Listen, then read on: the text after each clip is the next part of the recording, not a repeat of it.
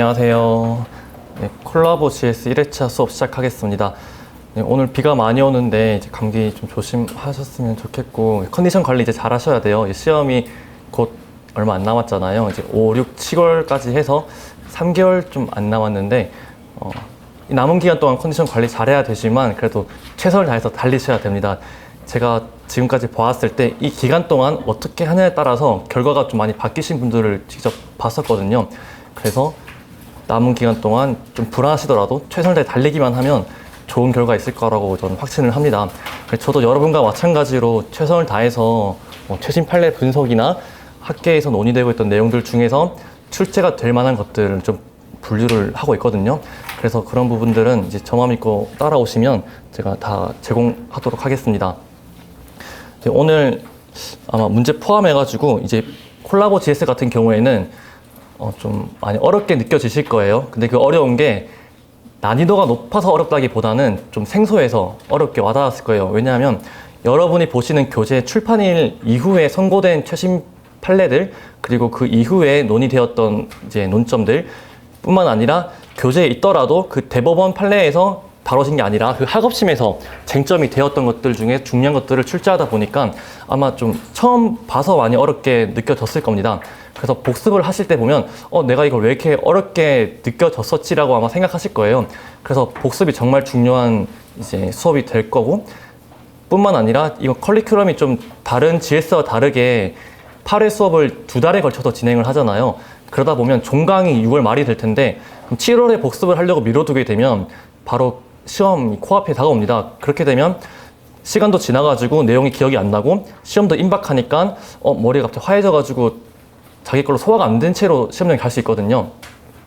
그래서 제가 아무리 엄선해가지고 출제하더라도 그게 소화가 안 된 상태로 시험장에 가버리면 아무 의미가 없기 때문에 이제 이번 수업 같은 경우에는 정말 복습이 정말 중요하다고 말씀드리고 싶고, 그리고 콜라보의 특성이 토요일, 일요일 오전에 특허 상표를 하게 되고 오후에 이제 민소를 함으로써 민특상을 다 같이 이제 끌고 갈 수 있게끔 하는 게 특징인데, 이렇게 구성을 한 이유는 아마 2월, 3월에는 민소 양의 7이다 보니까 민소 특허 또는 민소 상표 이렇게 회독을 하셨을 거예요. 하지만 5월부터는 하루에 민특상 모두 회독을 시작하셔야 됩니다. 왜냐하면 시험 전날에 한 과목 1회독을 하고 시험장에 들어가야 되는데, 그렇게 하려면 지금부터라도 민특상 모두 회독을 하셔야 이제 그렇게 만들어지거든요. 그래서 괜히 이제 특허 상표를 한 달에 8회로 끊게 되면 좀 GS 수업에 끌려가는 이제 형식이 되다 보니까 민소를 소홀히 하게 될 수 있는데, 좀 그렇게 여유를 둠으로써 민특상 모두 이제 끌고 갈 수 있게끔 주도적으로 이제 관리할 수 있게끔 하고자 하는 게 이번 강의의 특징이라고 볼 수 있겠습니다. 그래서 복습을 철저히 하시고 그것을 최대한 미루지 마셨으면 좋겠어요. 일요일 날 수업이 끝나고 이제 저녁에 복습을 하시거나 아무리 늦더라도 월요일 오전에는 꼭 복습을 하시고 자기 걸로 만들고 이제 회독을 하시는 게 좀 중요한 것 같습니다. 그래서 오늘 문제 간단하게 한번 보면, 문제 1번은 이제 신물 발명을 출제했습니다. 탑 10 판례로 올해 선정이 되었던 중요한 판례고요. 특유 발명이라고 하면 선택 발명과 이제 의용발, 그리고 이제 수치 한정 발명은 조금 아래 등급일 수 있지만 아무튼 선택 발명 그리고 의용발이 A급 논점은 다 중요하다고 찍고 있잖아요. 하지만 식물 발명은 거의 거들떠 보지도 않았던 논점이었는데 이번에 탑 10 판례로 선정이 되면서 A급으로 급부상하게 되었습니다. 그래서 콜라보 GS의 1회 수업의 1번 문제를 식물 발명으로 이제 스타트를 끊었고요. 그리고 문제 2번은 이제 파라미터 발명에 대한 판례인데, 이것도 올해 탑 10 판례로 선정된 정말 중요한 판례라고 보시면 되겠습니다. 그리고 설문 2번 같은 경우에는 판례는 아니지만 교수님께서 파라미터 발명에 대해서 강조하시면서 그와 마찬가지로 강조했던 논의들 중에서도 출제할 만한, 판례 기반으로 출제할 만한 논점이어서 같이 곁들여서 출제를 했고요. 이제 문제 3번의 설문 1번은 신규성에서 선행기술 적격에서의 내재적 개시, 아마 다들 아실 겁니다. 그 판례 올해 탑 10 판례로 선정이 되었습니다. 정말 중요한 판례이고, 설문 2번은 작년 탑 10 판례로 선정되었던 중요한 판례입니다. 이 사건은 비밀유지 의무의 증명 책임이 누구한테 있냐 뿐만 아니라 공지의 주장에서 의사에 반하는 경우 어떻게 판단해야 되는지의 판단 기준을 제시한 사건으로 이 판례 또한 정말 중요해서 같이 묶어서 출제를 했고요. 이제 문제 4번 같은 경우에는 아까 봤던 공지의 주장이 올해 되게 중요한데 여러분도 다 알고 계시는 공지의 주장과 자실기 항변의 충돌 사건, 그리고 원출원에서 하지 않았지만 분할출원에서만 공지의 주장한 경우에 과연 가능한지 되게 중요한 A급 논점이잖아요. 그럼 그와 곁들여서 낼 수 있는 게 어떤 것들이 있을까? 왜냐하면 그 판례들은 되게 중요하다 하더라도 30점 통으로 낼 수 없거든요. 20점 통으로 낼 수 없습니다. 그럼 당연히 5점이나 10점이나 곁들여서 다른 부수적인 논점을 출제할 텐데 과연 어떤 게 나올 수 있을까로 봤을 때 이렇게 사례형으로 나올 수 있을 것 같아서 출제를 했고 4-2번 설문 2번 같은 경우에는 3, 4년 전에 탑10 판례에서 선정되었던 판례에서 학업심에서 다뤄졌던 논점인데 출제가 안 되어 이제 미기출된 논점이어서 출제했습니다. 아마 여러분 다 아실 법한 판례인데 국내 우주에서 특파권을 승계했다면 출원인 변경 신고를 하지 않았더라도 이제 주체적 요건 만족한다라는 판례 기억하실 거예요. 그 판례는 나오자마자 그 연도에 바로 출제가 되었지만 그 학업심에서 다뤄졌던 부수적인 논점은 출제하지 않았지만 되게 중요한 논점이어서 이번에 같이 준비했습니다. 그래서 실전 GS 1회 90%는 다 올해 탑10 판례 또는 작년 탑10 판례도 다 중요하고요. 나머지 10%는 이제 그와 곁들인 이제 부수적인 논점으로서 얼마든지 나올 법한 또 중요한 논점이라고 보시면 되겠습니다. 이제 문제 1번 한번 보시면 특허권은 식물체의 길이가 1에서 3cm인 잔디 신품종이라고 되어 있는데 특징은 당연히 많습니다. 많지만 그 중에서 대표적인 게 이제 길이가 중요해서 이제 이것만 가지고 왔고요. 이제 을이 이제 주장한 것은 미완성 발명이라는 주장과 그리고 동그라미 2번에 명세서 기저권을 충족하지 않았다라는 주장이 두 개가 있고 그럼 설문 1번에서 특허 심판원은 쭉쭉 판단했는데 기탁이 되어 있으므로 산업상 이용성이 있다라고 판단했습니다. 이제 그 판단이 타당한지 설명하시오라고 되어 있어서 일단 미완성 발명에 대한 판단 기준을 제시하시고 그러면 특허 심판원 판단 타당한지에 대한 내용을 다뤄야 되는데 여기서 이제 기탁이 이제 되어 있다고 이제 했는데 어디 되어 있냐라고 의문이 가지시는 분도 계실 수 있는데 맨 위에 첫 번째 줄에서 잔디 신품종 C 다음에 괄호로 수탁 번호 G라고 되어 있잖아요. 이제 이렇게 기탁되었다라는 이제 문장으로 표현되는 것이 아니라 이렇게 괄호로 나올 수 있습니다. 이제 기출이 좀 문제가 친절하지 않게 나온다라고 할 수 있는데 그게 아마 좀 안 좋게 말하면 이렇게 나오는 경우일 수도 있고 좋게 말하면 간결하고 깔끔하게 또 주어졌다고 할 수 있을 것 같습니다. 그래서 기탁되었던 말이 문장으로 되어 있지 않더라도 이렇게 괄호로서 수탁 번호 G라고 제시되어 있을 수 있고 설문 1번에서도 특허 심판원이 이제 기탁이 되었다는 사정을 근거로서 이제 판단을 했잖아요. 그래서 기탁이 되었다라고 이제 출제 간주 보시면 되겠습니다.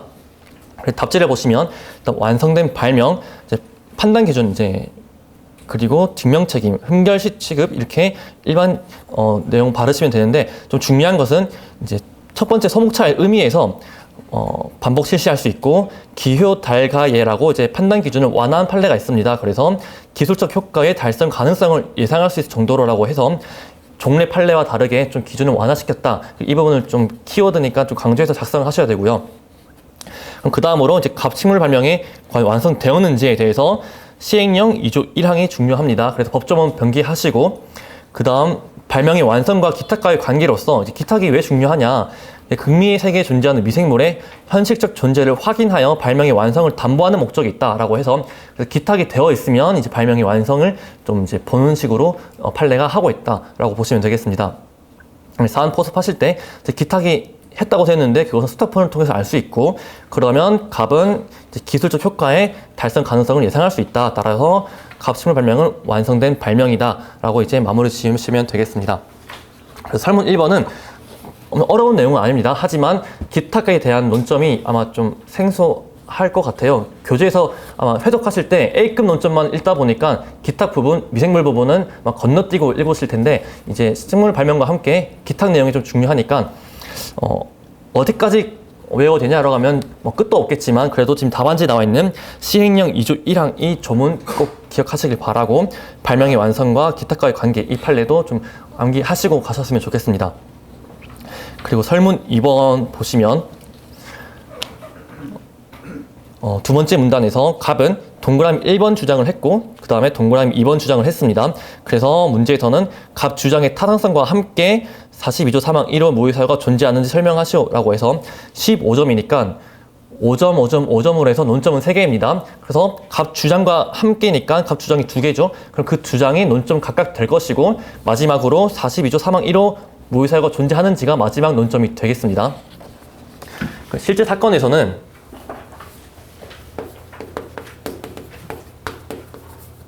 심판원에서 완성되었다고 이제 판단을 했고 이제 불복을 해서 심치소 단계에서는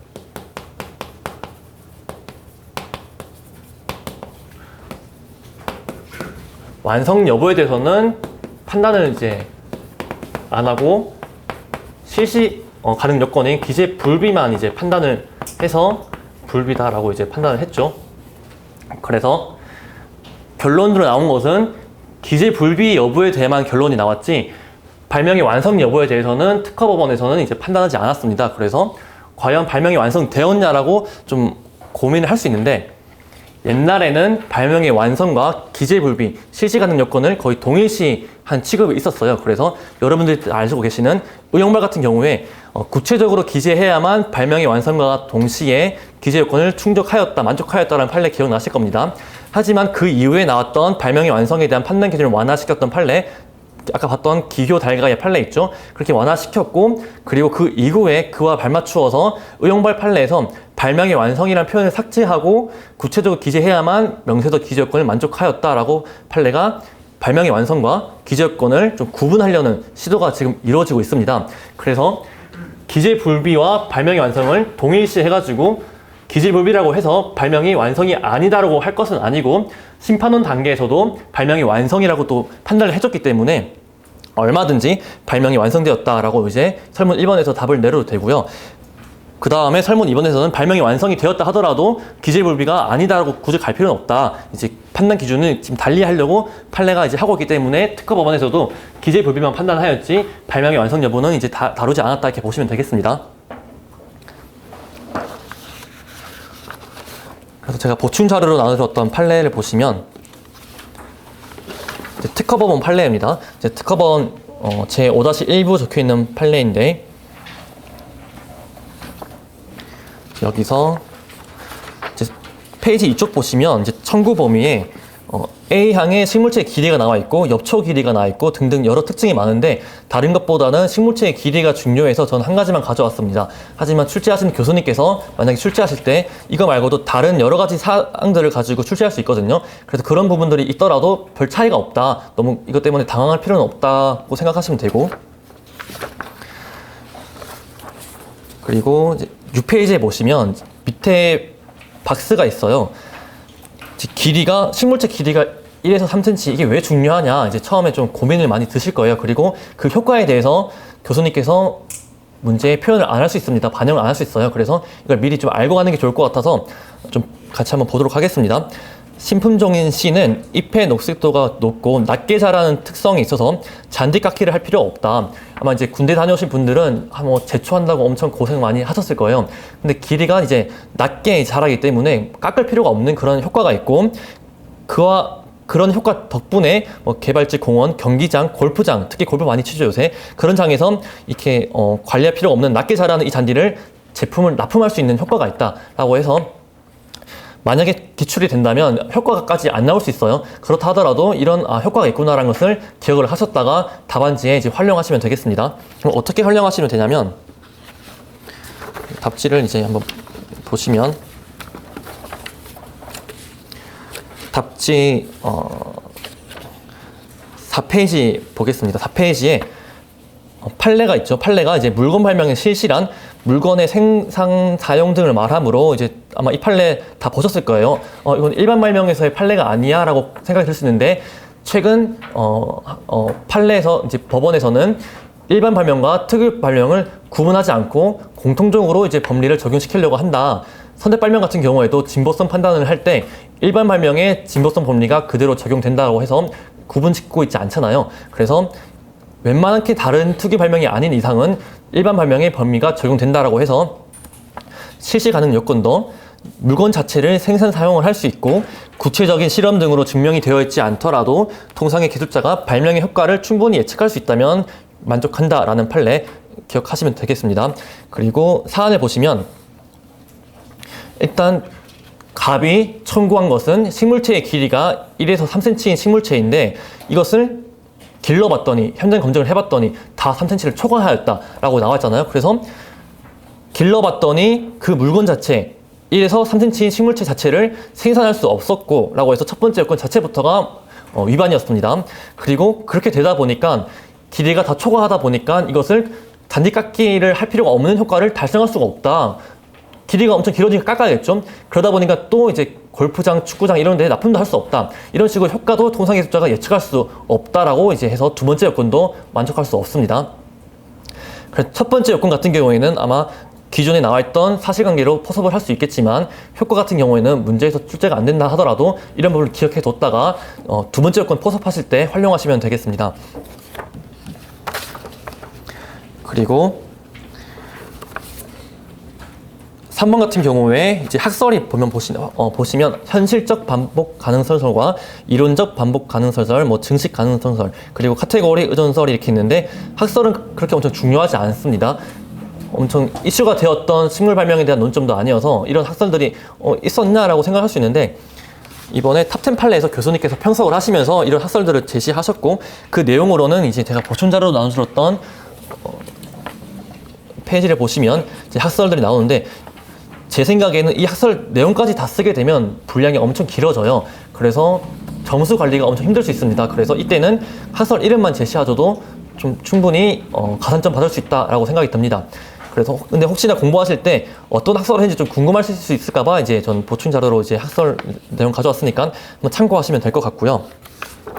그 다음으로 이제 다른 논점인 갑의 주장이 어떤 것들이 있는지 보면 먼저 문제를 보시면 동그라미 1번에 식물은 생육 환경 등에 따라서 생육 정도가 달라 이제 식물체의 길이가 달라질 수 있다. 당연하죠. 식물체는 이제 야외에서 자라다 보니까 여러 가지 조건들의 환경의 변화에 따라서 영향을 받잖아요. 그래서 식물체 길이가 내 마음대로 컨트롤이 안 될 수도 있다라고 이제 주장을 한 겁니다. 그래서 현장 검증 대상 시잔디는 환경 변화에 의하여 원래 특허보다 길게 생장한 것이다라고 해서 환경 변화의 영향을 받아서 변한 것이다라고 주장을 했고요. 두 번째 주장은 특허 시 잔디는 기탁이 되어 있어서 통상의 기술자가 쉽게 일수할 수 있고 반복 재현할 수 있으므로 기재 요건을 만족하였다라고 해서 기탁되었다는 것을 주장을 했습니다. 그래서 이거에 대한 판단이 어떻게 이루어지는지 보면 두 번째 페이지겠죠. 이제 각 주장의 타당성이라고 해서 식물의 생산 정도가 환경 변화에 영향을 받는 경우에 대해서 어떻게 해야 되냐. 당연히 변화를 받을 수밖에 없다. 왜냐하면 식물 발명의 특성상 어쩔 수 없는 거긴 한데 그렇다 하더라도 그런 발명에 대해서 특허를 받고 싶으면 명세서에 좀 제대로 꼼꼼하게 기재해야지. 하지만 너는 기재하지 않았잖아 라고 해서 판례가 그 주장을 배척했습니다. 그래서 판례를 보면 식물의 생장 정도가 환경 변화에 어느 정도 영향을 받는다면 이러한 식물 발명의 명세서에는 그러한 특성이 발현될 수 있도록, 즉 식물체 길이 아니면 엽신의 길이 등 이렇게 발현될 수 있도록 생육 조건 등을 구체적으로 명시하여 통상의 기술자가 별다른 어려움 없이 재현할 수 있도록 해야 된다라고 해서 그러한 책임도 특허권자에게 좀 지었습니다. 당연하겠죠. 환경 변화에 따라 다를 수 없는데 그것 따라서 봐주다 보면 어느 거나 다 특허를 줄 수밖에 없습니다. 우리는 그런 특허를 통해서 산업발전을 이바지하려면 명세서에 재현할 수 있도록 꼼꼼하게 좀 기재를 해야 되기 때문에 생육 조건들을 좀 구체적으로 명시해야 된다. 하지만 너는 구체적으로 명시하지 않았기 때문에 그 주장을 받아들일 수 없어 라고 해서 배척했습니다. 두 번째는 기탁을 했으므로 기재 요건을 만족한다 라고 주장을 했는데 거기에 대한 판례가 식물체나 미생물의 기탁은 통상의 기술자가 그 기재로부터 쉽게 실시할 수 있도록 규정을 보완하기 위한 것 뿐이다. 그래 보완하기 위한 거지 대체할 수는 없다 라고 이제 판례가 말을 했고 이 법리는 최근에 새로 나온 법리가 아니라 기존에 나왔던 법리를 재확인했다고 보시면 되겠습니다. 검토 내용이 옛날 판례를 가지고 왔는데 기탁되어 있지 않다면 그 결과물인 식물 또는 식물 소재를 기탁함으로써 명세서의 기재를 보충하거나 대체할 수 없으므로라고 해서 기탁만으로 그 기재를 보충 대체할 수 없다라고 판례가 기존에 나왔던 법리를 이번에 재확인했다 보시면 되겠습니다. 그래서 만약에 판례와 검토를 그래도 대법원 판례를 쓰고 싶다라고 생각하시는 분들은 검토했던 내용이 대법원 판례거든요. 그 판례를 위에 올려서 판례로 쓰셔도 되고, 그리고 검토 내용은 특허법원 판례였던 이 부분을 이제 그냥 보완하기 위한 것뿐이라는 내용을 검토로 내려셔도 되겠습니다. 그래서 갑 주장은 부당하다라고 해서 그 주장을 배척을 한 사건이었습니다. 그리고 설문 3번으로 넘어가면 특허법원 이제 특선 판례와는 좀 다른 사건인데 그거 부수적으로 어떤 게 나올 수 있을까라고 했을 때 대법원 판례 중에 또 중요한 내용이 있어서 설문 3번에 출제를 했고, 좀 독립적인 논점을 좀 말씀드리고 싶어서 위 사실관계와 다르다고 이제 작성을 했습니다.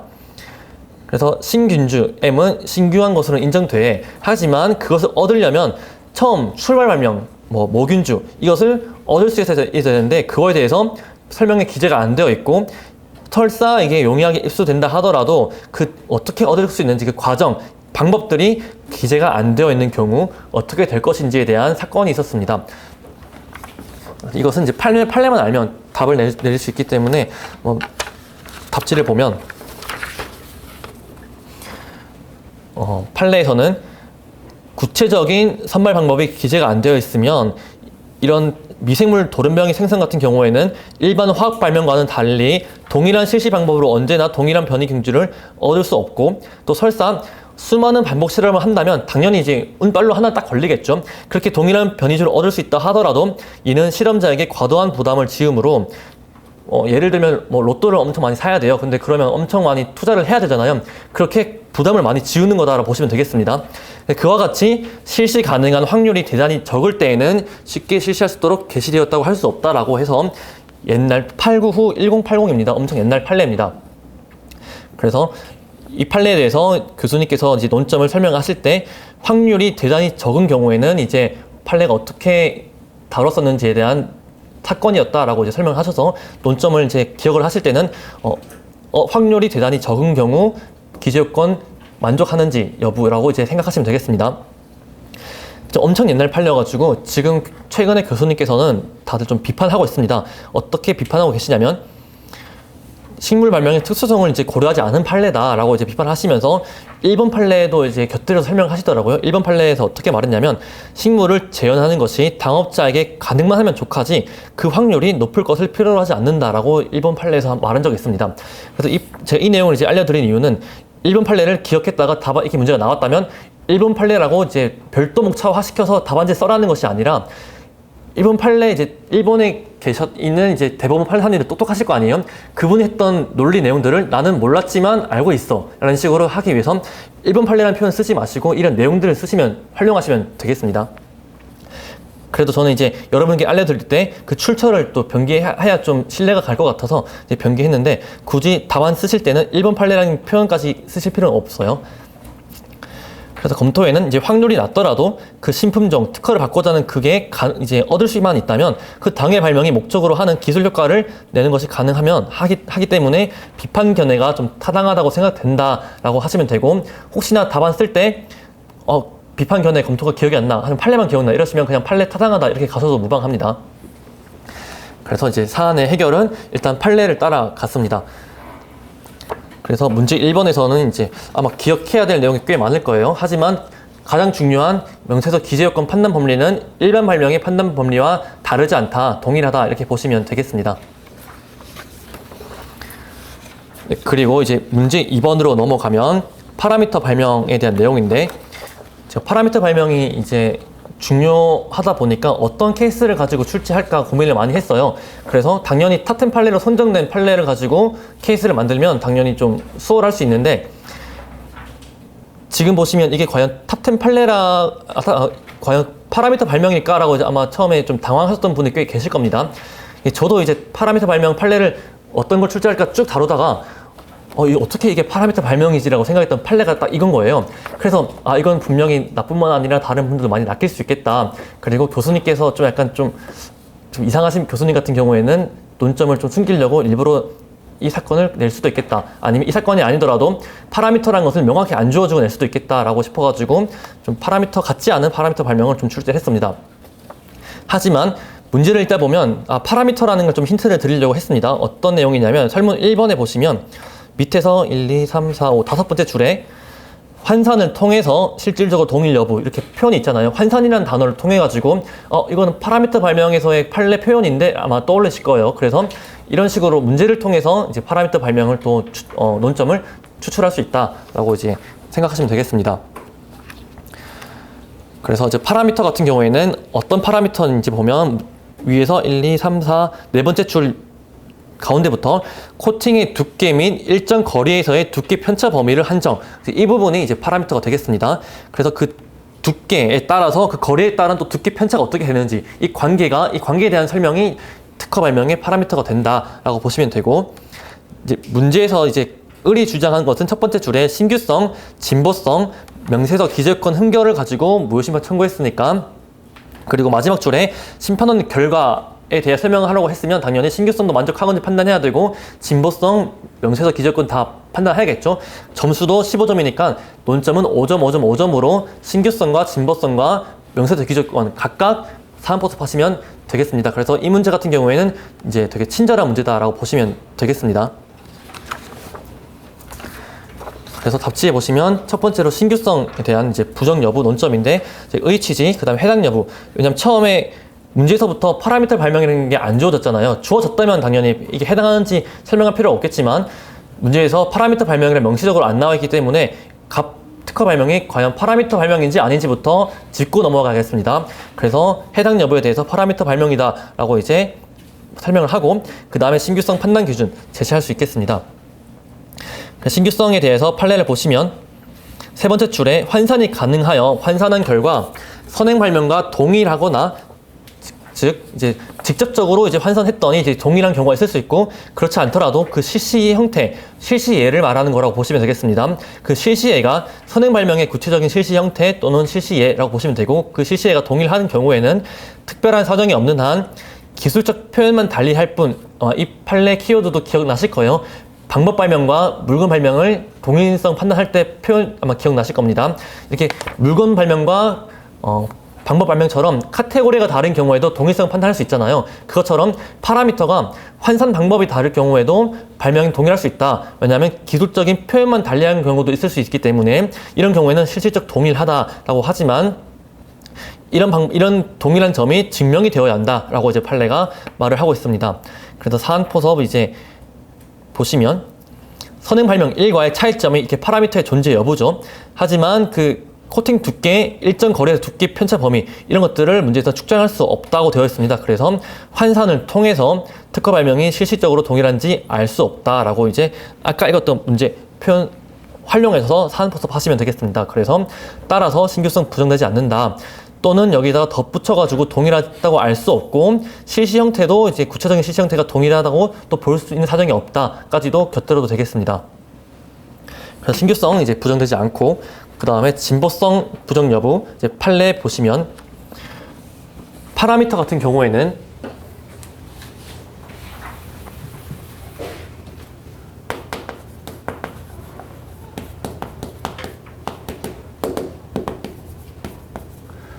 선행 발명과 차이가 있는 부분이 이 파라미터라는 구성이 존재 여부에 대해 차이가 있을 수 있어요. 그래서 이 파라미터 자체의 진보성도 만족해야 되는데, 이 파라미터에 수치까지 있는 경우 대부분 파라미터들은 수치를 포함하고 있습니다. 이 문제에서도 이제 5mm의 이제 이메일 코팅 부분에서 40% 이하라는 수치 범위가 있죠.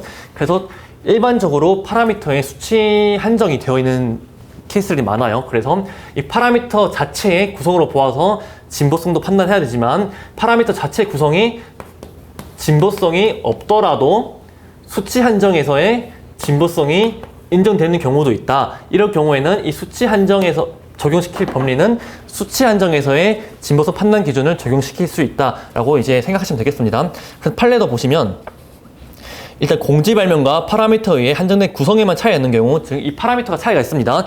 이때 이 파라미터가 공지 발명과 상이한 과제를 해결하기 위한 기술 수단으로서 의의를 가지고 그로 인해 특이한 효과를 가지면 진보성 부정되지 않는다라고 해서 선행 발명과 차이가 있는 파라미터가 그 자체로서 진보성 인정받을 수 있다. 하지만 한편 파라미터의 도입 자체는 기술적 의의를 인정할 수 없더라도 이 파라미터는 진보성 인정되지 않더라도 수치 한정도 같이 이루어지고 있는 경우 수치 범위 내외에서의 현저한 효과의 차이가 생기거나 수치 한정이 이제 또 의의를 가지고 효과가 이질적이라면 이 표현은 아마 수치 한정 발명에서의 진보성 판례랑 똑같은 걸 아마 알 수 있을 겁니다. 그래서 진보성이 부정되지 않는다라고 해서 파라미터 발명 같은 경우에 판례가 좀 많이 길어요. 하지만 수치 한정 발명과 판례가 동일한 부분도 있으니까 암기하실 때 이런 부분들을 생각하시고 암기하시면 좀 효율적으로 암기할 수 있겠습니다. 그래서 동그라미 1번만 좀 암기 좀 제대로 해놓으시면 동그라미 2번은 수치 한정 판례 표현을 이제 활용하셔도 되겠다 싶습니다. 그리고 사안 포섭할 때도 그런 과제 해결하기 위한 인식이 안 나와 있다. 그리고 그 수단도 다르다. 그 효과도 다르다. 도출할 수 없다. 이런 식으로 사안 포섭을 하셔서 진보성이 부정되지 않는다라고 보시면 되고요. 그 다음에 명세서 기재권의 만족 여부라고 해서 보충자료 제가 나눠드렸는데 제가 보충자료에서 대법원으로 나와 있는 판례입니다.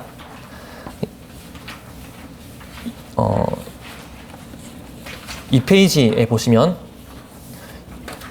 특허법 42조 3항 1호는 이라고 해서 이 명세서 기재권 실시 가능 요건에 대한 판단 기준을 제시하고 있습니다.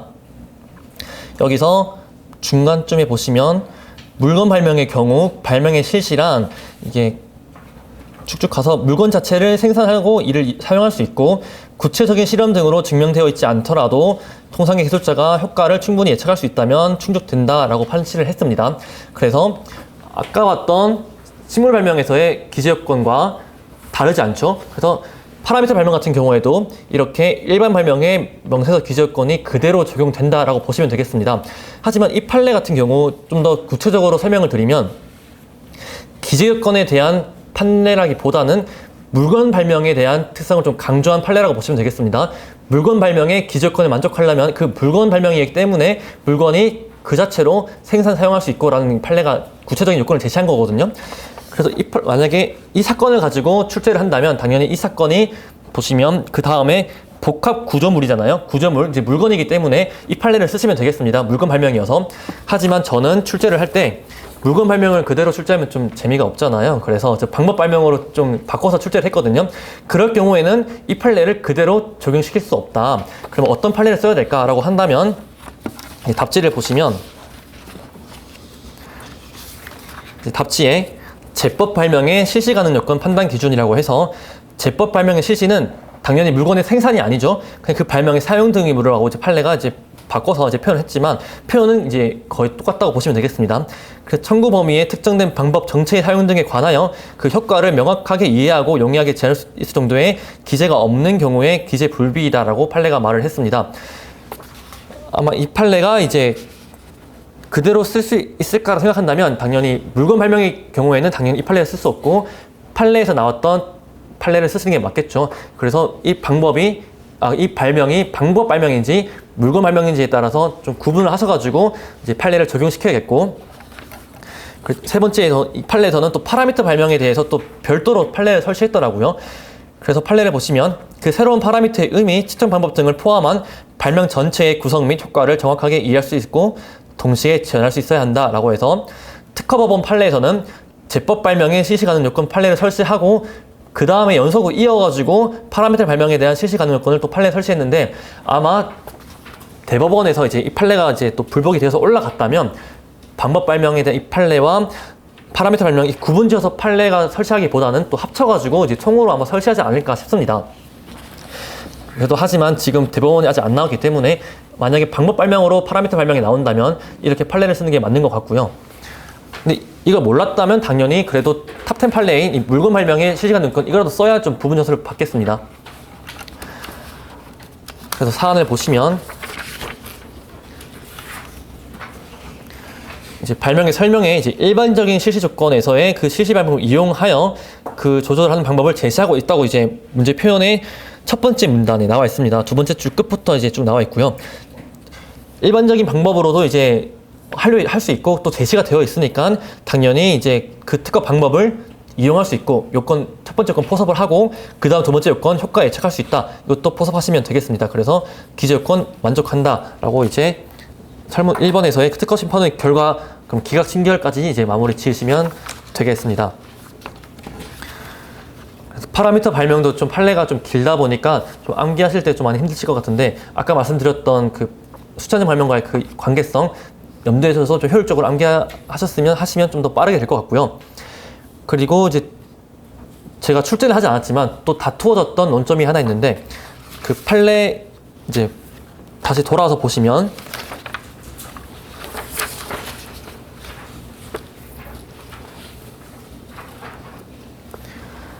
세 번째 페이지에 보시면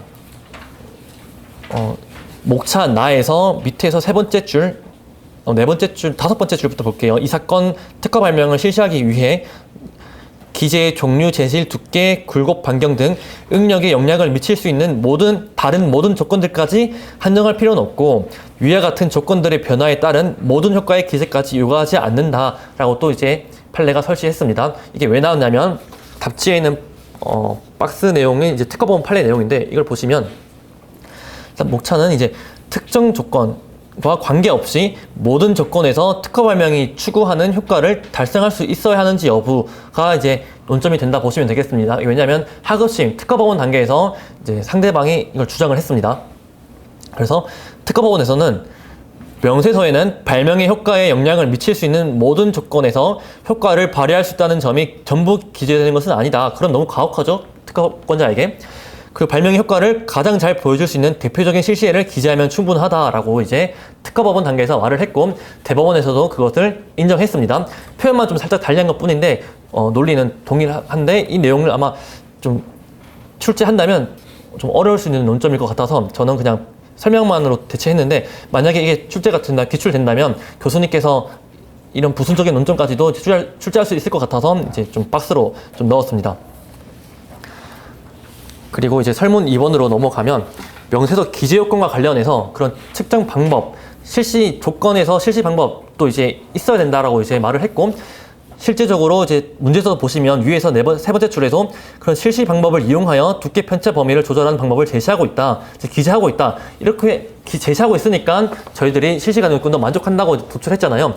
그럼 그런 측정 방법이 있어야 되는데, 그거와 다른 유도 과정, 즉 문제에서 말해보시면 그 설문 2번에서 파라미터의 유도 과정이 밝혀져야 한다는 취지로 주장한다라고 해서, 그런 유도 과정, 파라미터의 유도 과정, 작용 기전, 메커니즘 이런 것들도 제시를 해야, 기재를 해야 명세서 기재요건을 만족하는지가 또 별도로 논점이 된다고 보시면 되겠습니다.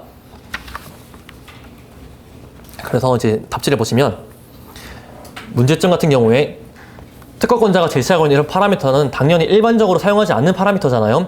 그럴 경우 제3자, 아니면 심사관께서 심사를 하실 때, 아니면 제3자가 이걸 보고 활용을 할 때 그런 기술적 의미를 제대로 이해하기 어렵습니다. 왜냐면 처음 보는 파라미터인데 이거 어떻게 하라는 것이? 라고 생각할 수 있거든요. 그러면 이제 명세서에는 어느 정도로 기재를 해야 되는지 문제된다 라고 해서, 당연히 위에서 봤던 논점은 그런 특정 방법, 조건들을 기재해야 되는 것은 맞는데, 더 나아가서 그런 유도 과정까지 적어야 되는지에 대해서 판례는 통상의 기술자가 당해 발명의 구성 및 이에 대한 효과를 정확히 이해하고 용이하게 제안할 수 있는 한, 발명에 이르게 된 도출 과정 또는 작용 원리가 출원 당시 명세서에 기재되어 있지 않다는 사실 자체로 발명의 설명에 대한 기재 불비가 발생한 것은 아니다라고 해서 유도 과정까지는 적을 필요가 없다라고 판례가 말을 하고 있습니다. 대법원 판례 이제는 아니지만 특허법원에서 다뤄졌었고, 검토에서도 교수님께서 제시한 내용이, 대법원이 이제 의용발에서 양리 기전 같은 경우 특정 물질의 내재된 속성에 불과하다고 판단한 점에 비추어 보아 그 파라미터 같은 경우에도 그 작용 기전, 이 유도 과정들은 발명의 내재된 속성에 지나지 않는다라고 해서, 의용발에서의 의학 용도와 대응시키기보다는 이렇게 양리 기전과 대응시킬 수 있다라고도 설명을 하면서 판례 타당하다고 이제 했습니다. 그래서 보충 자료에 또 넘어가 보시면,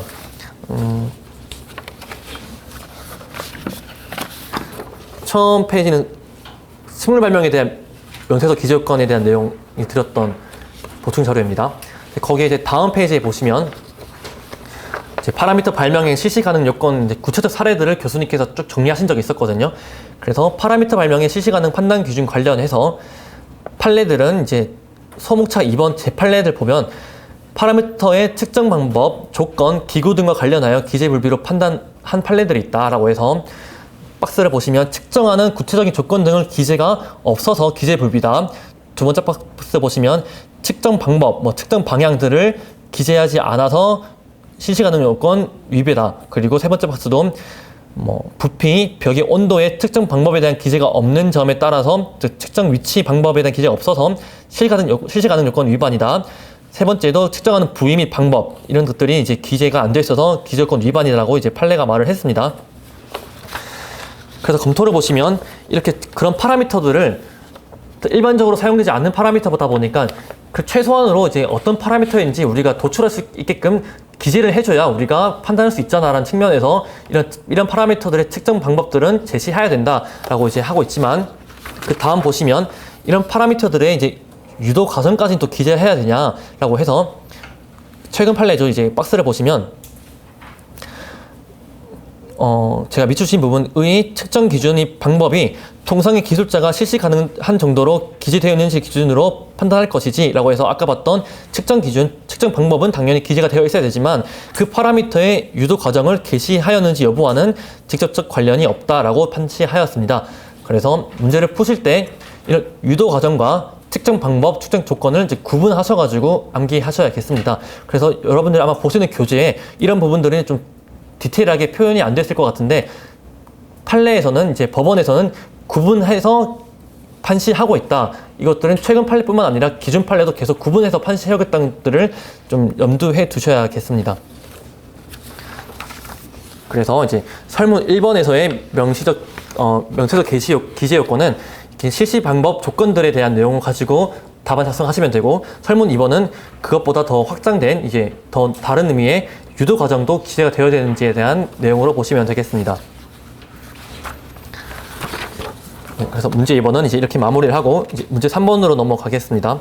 이제 문제 3번에는 설문 1번부터 보면 특허 발명은 이제 막 형상 구조물 X라고 보시면 되겠습니다. 거기에 대해서 신규성이 부정된다고 이제 무효 심판 청구를 했는데, 각 특허 청구 범위에는 여러 구성이 있겠지만 선행 발명 1과 좀 구별되는 차이가 있는 부분이 유리층으로 된 입계층이 존재하지 않는 것을 구성 요소로 했습니다. 그래서 제가 문제로 출제하지 않았지만 그 42조 사항 2호에서의 명확성 요건 중에 부정적으로 기재한 경우에 과연 기재 불비인지 아닌지가 논점이 되는 판례가 있었을 겁니다.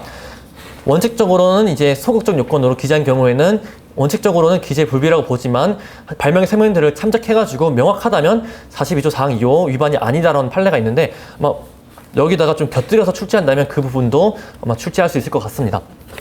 그래서 유리층으로 된 입기층이 있다가 아니라 이제 없는 것을 이제 요건으로 하는 구성 요소로 기재되어 있고, 유리층이 부존재하는 구조물을 제조하기 위한 제조 방법도 기재가 되어 있습니다. 하지만 발명의 설명, 선행 발명 1에는 이제 이게 특허 발명이 아니라 선특허 발명이 아니라 그 논문 피해입니다. 논문 피해 제조 방법에 의해 제조된 막 형상 구조물이고, 발표된 시점을 보시면 특허 발명은 3월 5일인데 이것은 같은 3월 5일이지만 2020년 그리고 2019년으로 1년 전에 이제 논문 피가 발표되어서 선행 발명이 될 수 있고요. 하지만 거기에는 이제 이에 대응하는 명시적 기재가 없다. 그리고 그 메커니즘도 규명되지 않았다고 또 이제 기재가 되어 있습니다.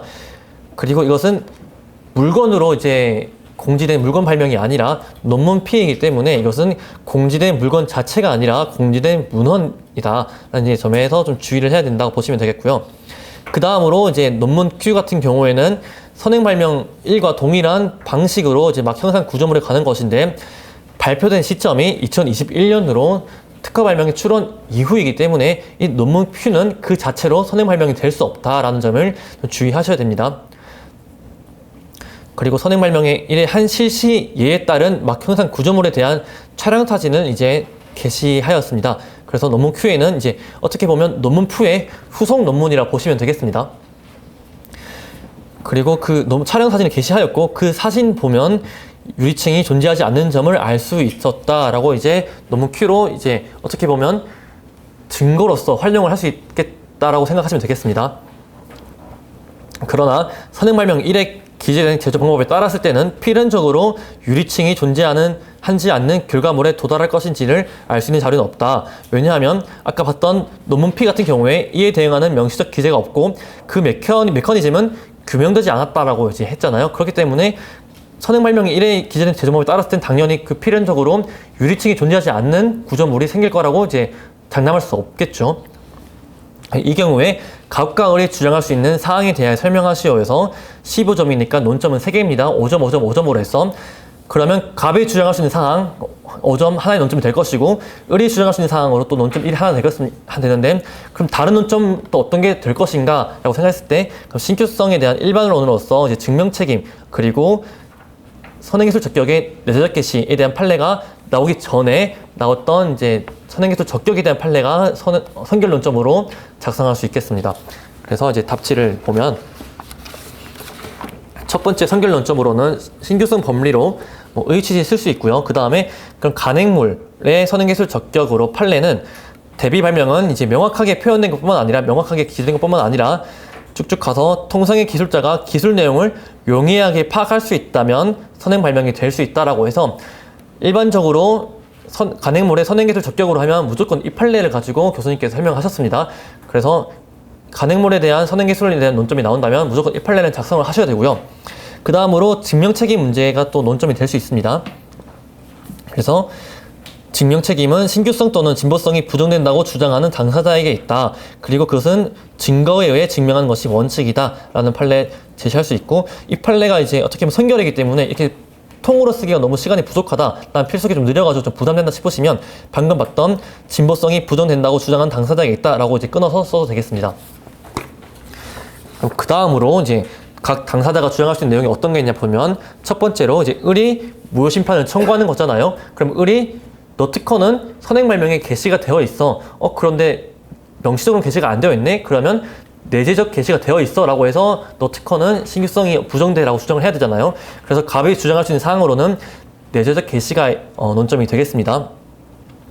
그래서 판례는 선행 발명에 명시적으로 게시가 되어 있지 않은 경우라도 선행 발명에 게시된 물건이 특허 발명과 동일한 구성이나 속성을 갖는다고 인정된다면 이는 선행 발명에 내재된 구성 또는 속성으로 볼 수 있다라고 해서 내재적 게시를 인정한 판례라고 보면 되고 이 경우에 특허 발명이 해당 구성 또는 속성으로 인한 물질의 새로운 용도를 특허 대상으로 한다는 등의 특별한 사항이 없는 한 그 공지된 물건에 원래부터 존재하였던 내재적 구성 또는 속성을 발견한 것에 불과하므로 신규성이 부정된다라고 판례가 말하고 있는데 이게 어떤 내용이냐면 그 선행 발명이 물건이 아니라 그냥 글만 기재된 문헌이에요.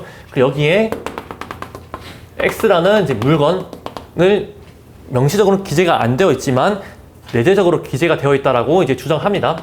거기에 대해서 특허권자가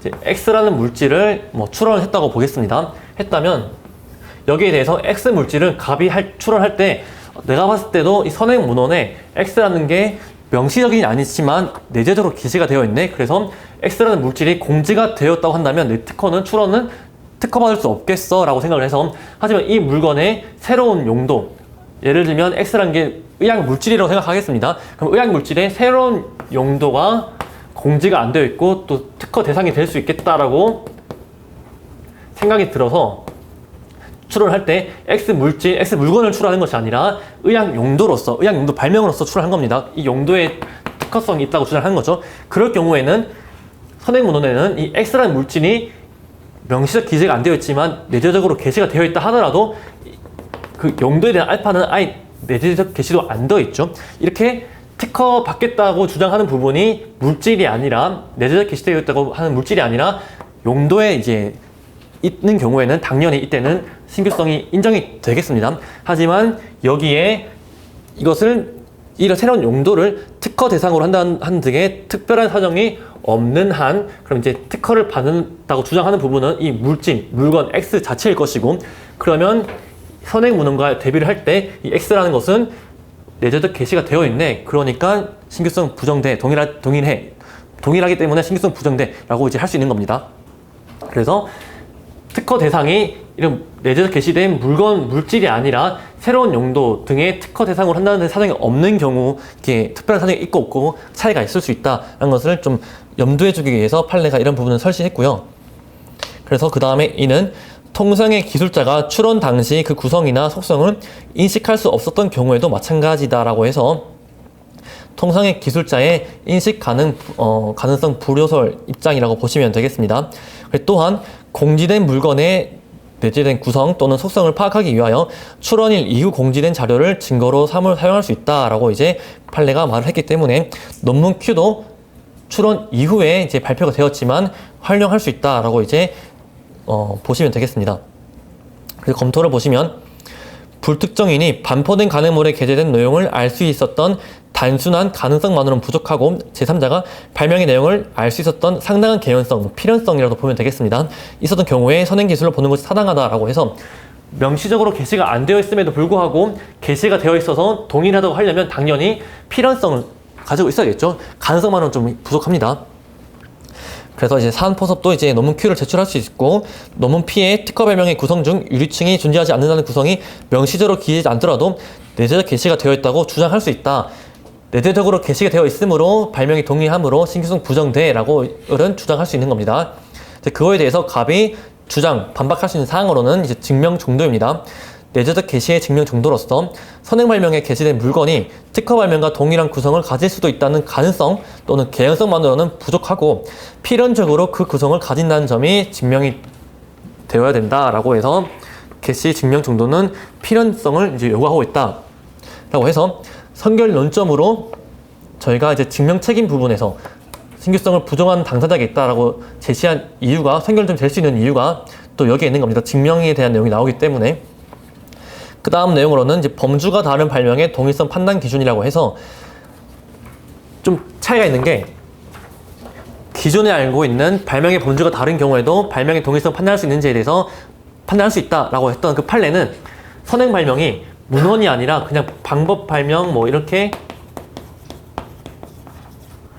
과 이제 뭐 특허 발명, 물건 발명을 제시할 때 아니면 반대로 물건 발명 대비 방법 발명 이렇게 되는 건데 지금은 그 자체 물건 자체가 아니라 이제 문헌이기 때문에 이런 내용이 나오는 겁니다. 선행 발명이 특정 제조 방법에 의해 제작된 물건에 관한 공지된 물건인 경우에는 그 선행 발명에 게시된 물건은 그 기재된 그 제조 방법에 따라서 제조된 물건이다라고 해서 그 물건 자체끼리 대비는 하지만 그 물건을 만들려면 여러 제조 방법이 있을 거잖아요. 하지만 그 문헌에 기재된 대로 판단을 하려면 그 문헌에 기재된 제조 방법에 의해서 만들어진 물건으로 특정을 한 다음 대비해야 된다는 것을 의미합니다. 그래서 선행 발명에 게시된 그 제조 방법에 따랐을 경우에 우연한 결과일 수도 있는 그냥 여러 실시례 중 하나인 실시례가 그 구성을 가진다는 점을 넘어서 그 결과물이 필연적으로 해당 구성을 가진다는 점이 증명되어야 양발명이 동일하다고 해서 여기서도 이제 필연성을 요구하고 있습니다. 그래서 실시례 하나만 가지고는 충분하지 않다라고 보시면 되겠고요. 그래서 사안에서는 이제 제조 방법이 A죠. 그래서 A 방법에 의해서 제조된 막 형상 구조물이고 선행 발명이 한 실시례가 이제 특허 발명과 같은 구성을 가진다고 나와 있지만 그 문제 표현을 그대로 좀 활용하셔야 됩니다. 사안포섭 하실 때. 선행 발명에 게시된 A 제조 방법에 따랐을 경우에 이제 필연적으로 유리층이 부존재하는 결과물에 이른다는 점이 증명이 이제 안 되어 있죠. 그 자료가 없다라고 이제 문제에서 주어져 있습니다. 그래서 두 발명이 양발명이 동일하지 않다고 주장할 수 있다라고 해서 내재적 게시를 을이 주장하지만 증명이 안 되어 있다라고 갑은 반박할 수 있겠습니다. 그래서 설문 1번 같은 경우에는 좀 새로운 기존에 있던 내용이긴 하지만 그것을 법리로 처음 제시한 판례이기 때문에 이것들은 사례형으로 엄청 어렵게 꼬아내진 않을 것 같아요. 판례도 엄청 길잖아요. 그래서 만약에 문제가 나온다면 지금은 제가 그나마 좀 사례형으로서 중간 정도로 출제한 건데 아마 기출된다고 한다면 그냥 판례 법리만 그냥 딱 물어볼 수도 있을 것 같습니다. 그래서 우선적으로 여러분께서 하셔야 될 것은 판례 정말 길잖아요. 이것들을 꼼꼼하게 암기하셔야 되겠습니다. 문제에서 출제할 때 이렇게 갑과 을 간에 좀 법리적으로 다투면서 사례형을 낼 것이 아니라 그냥 법리적으로 딱 내재적 게시에 대한 내용을 그냥 물어볼 수 있어요. 법리랑 물어볼 수 있기 때문에 그때는 판례를 얼마나 이제 원문에 가깝게 작성을 했냐에 따라서 점수가 갈릴 수 있습니다. 그럴 경우도 대비해야 되기 때문에 이제 판례를 우선적으로 좀 암기하셔야겠습니다. 그 다음으로 이제 설문 2번으로 넘어가면 설문 2번에 병이란 자가 나오는데 이 병이 이제 대리점을 많이 운영하고 있는 좀 잘 나가는 사업가인 것 같습니다. 근데 이 사업가가 제품을 대리점에 제공하여 그 반응 피드백을 보기 위해서 갑과 사이에 갑이 차량 번호판 장착용 플레이트를 제작해서 병에게 납품하기로 하는 계약을 체결했습니다. 그 계약서에는 이제 비밀 유지 의무가 있고요. 이제 제3자에게 공개하지 않는다라는 내용을 담고 있습니다. 그래서 갑이란 자가 만든 그 번호판을 병에게 이제 그 홍보용으로 이제 피드백을 보기 위해서 병에게 제공을 했고, 병은 또 그럼 그걸 대리점에게 좀 뿌리겠죠. 이제 갑은 이제 병에게 이것을 이제 시제품을 제공을 했고 검수용 목적으로 제공했습니다. 그리고 병은 그래도 갑과 병 간에는 이렇게 제공한 단계가 과연 공지인지 봤을 때 갑과 을 간에는 계약 내용이 이제 명시되어 있죠. 비밀유지 의무가 있다고 해서 이때는 공지된 게 아니지만 이 병이란 자는 또 갑으로부터 받은 시제품을 그 직원과 그 지인들에게 부착해보라고 제공을 했고, 그리고 네이버 카페를 운영하는 정에게 판매까지 했습니다. 그리고 정은 이 받은 것들을 자기 네이버 카페 이제 블로그에 이제 그런 클럽 회원들에게 무상 판매하여 네이버 블로그에 또 그 장착 모습을 또 게시까지 했습니다. 그래서 이때는 이제 공지가 되었다라고 보시면 되겠고, 그 이후에 갑이 특허 출원해서 특허 등록이 되었습니다. 그래서 이 공지된 발명과 출원 발명, 특허 발명 간의 신규성이 부정되는지가 문제가 된다 보시면 되겠고요. 그래서 갑 특허 발명의 신규성이 부정되는지 여부가 논점이 될 텐데, 그것을 비밀유지 의무의 관점에 근거하여 설명하라고 했기 때문에 논점은 비밀유지 의무의 관점에 대한 이제 비밀유지 의무가 선결 논점이 될 것이고, 그 5점으로 잡고, 그 다음에 신규성 부정 여부가 논점이 될 것이고, 그럼 세 번째 논점이 30조 공제 주장을 할 수 있는지 여부가 논점이 되겠습니다. 그렇게 해서 5점, 5점, 5점으로 논점을 도출하시면 되겠고, 답지를 보시면 첫 번째로 비밀유지 의무, 이 계약의 존보에 대해서 주장 증명 책임이 누구에게 있냐라고 했을 때 견해 다툼이 있습니다. 어떤 다툼이 있냐면, 비밀유지, 아까 봤듯이 공지되었다 여부는 그 신규성을 부정하는 당사자에게 있다라고 이제 판례가 나왔잖아요. 그래서 이 공지된 여부도 신규성을 부정하는 자에게 있는지가 문제되는데, 학설로서 이 비밀유지 의무도 그 공연성의 다른 표현이므로 공지 요건에 포함시켜가지고 볼 수 있다라고 해서 당연히 이것은 무주장자가 증명 책임을 진다라는 견해가 있습니다. 하지만 공지 여부와 비밀 유지 의무를 구별시켜서 공지 여부는 신규성을 부정한 자에게 있지만 비밀 유지 계약의 전부는 그 공지를 부인하는 특허권자에게 증명 책임이 있다라고 판례가 설시를 했습니다. 그래서 검토를 보시면 계약 당사자가 아닌 제3자가 그 비밀 유지 의무를 증명하기 곤란하겠죠. 왜냐하면 그 계약서에 비밀 유지 의무가 적혀 있으니까 그 계약 쓴 당사자만 그 내용을 명확히 알 수 있습니다. 그래서 계약 당사자인 특허권자가 증명하기 좀 용이하고 증거와의 거리 등을 고려했을 때 판례가 타당하다라고 이제 작년 탑10 판례에 나왔던 내용입니다. 그래서 계약은 그렇게 했지만 그 비밀 유지 계약을 위반했을 경우는 어떻게 하냐? 위반을 공개한 경우에 공개된 사실상의 효과는 되돌릴 수 없다. 따라서 비밀유지 유무, 계약 유무, 소멸 유무와 무관하게 그때부터 공지 등이 되었다라고 이제 또 이제 내용을 이제 교수님께 설명을 했고요. 그럼 그 다음으로 신규성 부정 여부는 선행 발명 적격으로 공지 그리고 공연 실시 둘 다 제시했고, 비밀유지 의무와 공지와의 관계로서 또 공지, 공연 실시에 대한 내용으로 다 작성을 했습니다. 판례에 보시면 공지와 공연 실시를 명확하게 구분해서 이제 설치하고 있는 게 아니라 공지와 공연 실시를 함께 판시하고 있습니다. 개인적인 생각으로는 공지와 공연 실시를 명확하게 구분을 이제 안 짓고 하는 이유가 그냥 칼로 물베기라는 느낌이 좀 있는 것 같아요. 그래서 출제하시는 교수님께서도 이제 답안 채점표를 작성하실 때 판례를 그대로 반영하실 거예요. 그러다 보면 아마 그 채점표에도 이렇게 공지와 공연 실시를 그대로 이제 반영될 경우가 많다. 그래서 저희들도 안전하게 좀 작성하시려면 공지와 공연 실시를 둘 다 작성하는 게 좋겠습니다.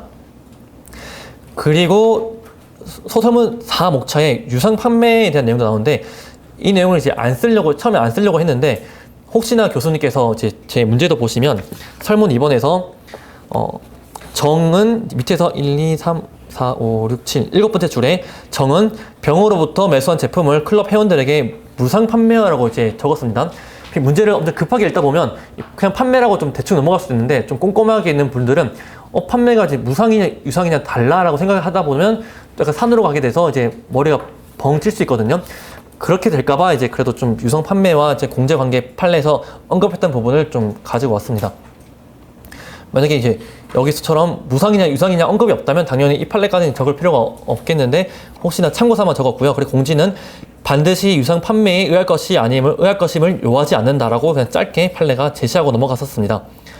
그래서 사안을 보시면 갑이 병에게 제공한 행위는 비밀유지 의무에 의하여서 공지가 안 된 걸로 볼 수 있지만 병이 다른 자들에게 제공한 행위들은 비밀유지 계약을 위반한 행위이고 갑은 그 시제품은 차량에 장착된 외관만으로도 발명의 내용을 이해할 수 있다라고 이제 또 문제에 나와 있거든요. 그래서 발명의 내용이 이제 알 수 있으므로 특정인이 불인상 할 수 있는 상태에 놓인 바 공지 등이 되었다. 따라서 공지 등이 된 발명과 특허 발명이 동일하므로 신규성 부정된다라고 이제 정리하시면 되고, 그럼 신규성이 부정되니까 갑이 할 수 있는 조치는 뭐가 있을까? 그 공지된 것들은 내 의사에 반해서 공지된 거예요 라고 해서 30조 주장을 할 수 있습니다. 그래서 갑이 공지의 주장을 할 수 있는지가 문제되는데,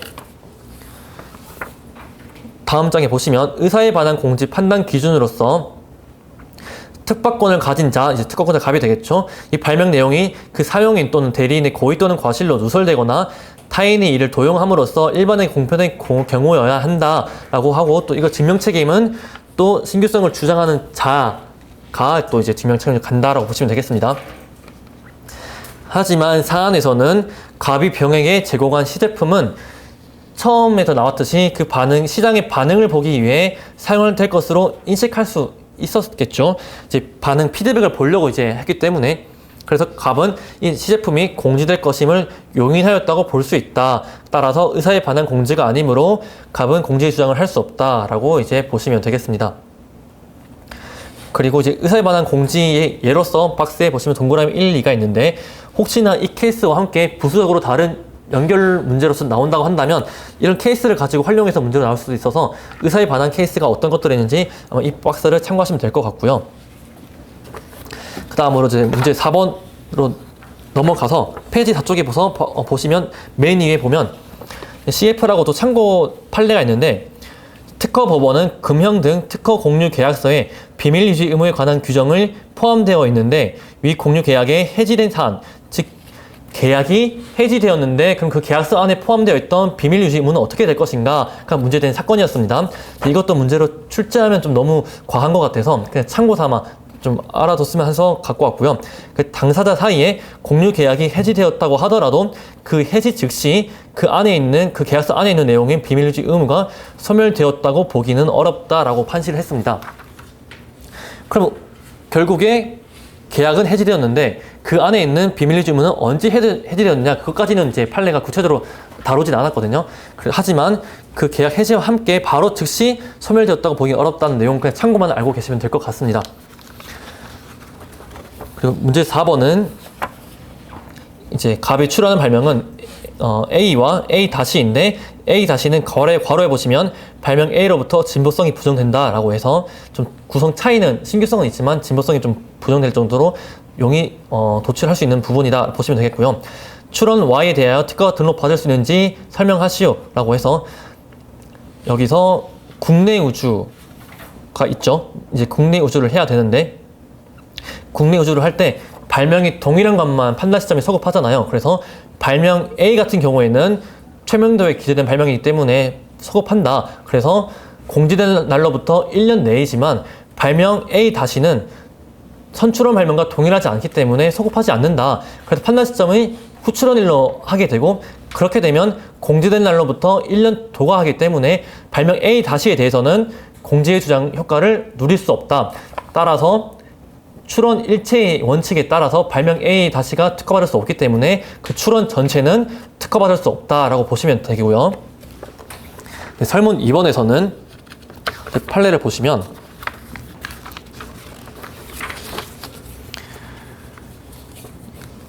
아까 말씀드렸던 한 3년 전에 탑10 판례에서의 하급심에서 다뤘던 내용인데, 을 주장 같은 경우에는 우선권이 인정되냐 없냐로 다투고 있는데 그게 과연 무효심판에서 다룰 수 있는 사항인가? 왜냐하면 무효심판에서는 133조 1항 무효사유, 열거된 무효사유만 다룰 수 있는 건데 우선권 인정 여부에 대해서는 무효사유로 규정이 안 되어 있습니다. 그래서 무효심판에서 무효사유로 규정되어 있지 않은 사유도 지금 판단할 수 있는 거냐? 너 판단할 수 없어. 심판관님 판단할 수 없습니다라고 주장한 겁니다. 거기에 대해서 판례가 신규성 또는 진보성의 흠결 여부를 판단하는 심판원으로서는 그 선결 문제로서 우선권이 인정되는지 여부를 심리 판단할 수 있다라고 판례가 말을 했습니다. 그래서 무효사유로 규정이 안 되어 있지만 무효사유로 규정되어 있는 신규성, 진보성 등 특허권을 판단하려면 그 판단 시점이 소급되는지 여부를 알 수 있어야 되고 특정을 해야 되고, 그러면 판단 소급 여부는 우선권 인정 여부에 따라 귀결되기 때문에 이 부분도 특허법원 심판원에서는 판단할 수 있다라고 판례가 설명을 했습니다. 그 사안에서는 이제 그렇게 설명하면 될 것 같고, 그 다음으로 이제 을 주장의 타당성으로 의견 제출 통지서 미통지 위법 여부로서 판례 첫 번째 동그라미는 아마 여러분 다 아실 거예요. 1차 공부하실 때도 아마 많이 봤던 판례일 텐데, 그 판례를 뭐 그대로 나올 수도 있겠지만 거기에 대해서 좀 확장된 내용으로서, 다만 동그라미 2번입니다. 특허 등록이 마쳐진 이후에 무효심판 절차에서 우선권 인정 여부가 다투어지는 경우에도 제62조 거절 이유 통지를 거쳐야 한다고 볼 수 없다라고 이제 판례가 한번 꼬아서 나왔습니다. 설문 1을 문제를 보시면 밑에서 네 번째 줄 올라가시면 갑은 무효심판에서 의리한 우선권 불인정 주장에 대하여 실질적인 반론을 하였다고 되어 있습니다. 그래서 무효심판 단계에서 갑은 이미 다투면서 주장 다 할 거 다 했습니다. 그래서 이때 이제 특허법원 단계에서는 우선권 이제 62조 거절 이유 통지를 거쳐야 한다고 볼 수 없다라고 한번 꼬아서 이제 판시를 했습니다. 대법원까지 간다면 당연히 법리가 바뀔 수 있겠지만 이 내용이 대법원에서 다투어진 적이 없었거든요. 그래서 그러면 당연히 특허법원 결론 가지고 설명해도 되기 때문에 이 내용 가지고 마무리하시면 되겠습니다. 이번 1회 같은 경우에는 올해 탑10 판례만 3개를 출제했고, 작년 탑10 판례도 출제했고, 3년 전에 탑10 판례에서 다뤘던 학업심 판례까지 다뤘기 때문에 정말 중요한 내용들이 다 담겨 있습니다. 그래서 돌아가셔서 이제 복습을 꼼꼼히 하시길 바라고, 혹시나 좀 궁금하시거나 좀 애매한 부분 있으시면 메일로든지 카톡으로든지 언제든지 질문 주시면 답변 드리도록 하겠습니다. 네, 오늘 정말 수고 많으셨고, 이제 내일이 아니라 다음 주죠. 다음 주에 또 뵙도록 하겠습니다. 네, 수고하셨습니다.